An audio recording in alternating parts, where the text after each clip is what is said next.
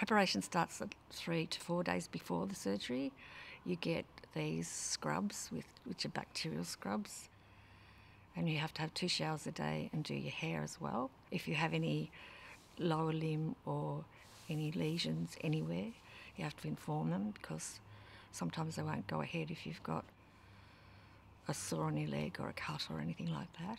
And then again, the day of, you do your hair and everything all over again.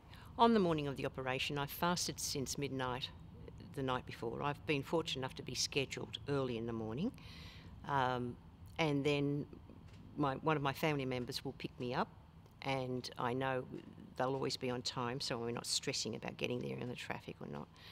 And then the process is quite seamless, actually. Once you get to the hospital, you just simply go and speak to the appropriate ward clerk and say, I'm here for an operation. They say, go up to whatever floor you're on. They then process the paperwork. Then it's time for me to say ta-ta to my child, my son. I didn't get done until the afternoon, but that's the only part. It was a long day, from in the morning till 4 o'clock in the afternoon, to be kind of waiting. And I had to have another x-ray so that they knew where they were doing it and everything that morning. And then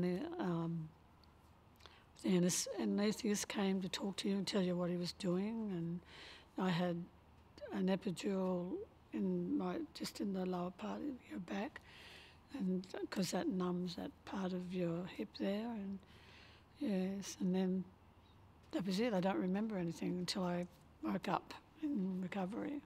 All the hospital staff understand how nervous you are and how uptight you are. So I felt comfortable that people understood that I was really uptight and I was worried about a lot of things. So I discussed that with the anaesthetist. So he went through the anaesthetic, and even the person who wheeled the trolley was very calming. So I was really happy with that. I was wheeled into theatre and had a needle in the back of my hand, and that was that. When I woke up in the recovery room, there was something missing that I had become used to living with, and that was the pain. It was there, but it wasn't anything as intense or continuous as the joint that had basically rusted out. Coming out of the anaesthetic, I think, was quite strange. I think I was shivering a lot.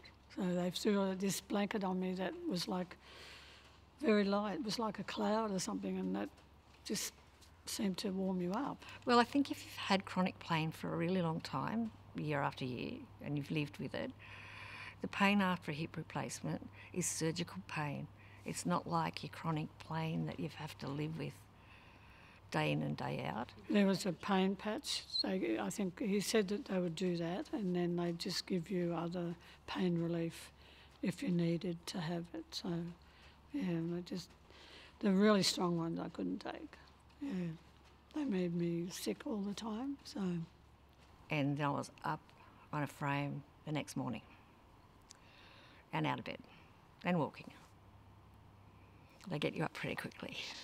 They had me up that night on a frame to go to the bathroom, because he said, oh, we'll get you up later. And I went, no.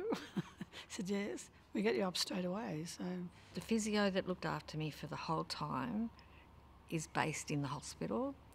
So she got me out of bed the first day, and then she walked with me every day while I was in hospital. She took me down the stairs so I could do stairs before I went home. And then she gave me probably 8 pages of do's and don'ts. How long to sit, how long to walk, how to stand, what exercises to do.